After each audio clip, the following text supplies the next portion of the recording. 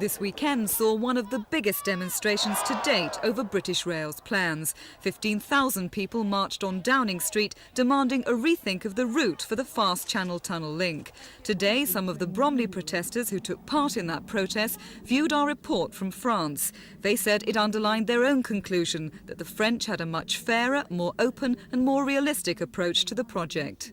They obviously spent a great deal of time researching the impact. They then had a long programme of consultation, and it's evident that they took the people with them, which contrasts with what BR are attempting now to do. They're a company, or SNCF, who have at least tried to address the problems of putting what at first appears to be a very difficult and very large project through the countryside. Obviously it is not perfect and people have to suffer to a certain extent, but at least they have tried, and they seem to have taken the people with them to a large extent, which is something that is not apparent from approach BR have taken. Tunnelling, I think, is what is necessary in built-up areas, because it's ghastly out there to try to demolish and just carve through the South East London.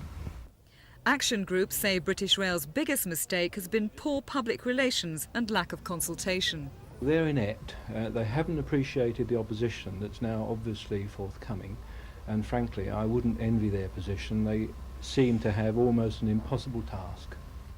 There are now scores of protest groups throughout South London and Kent. They insist they will stand together whichever route is chosen, and warn British Rail that the battle is only just beginning. This is Teresa Driscoll for Thames News.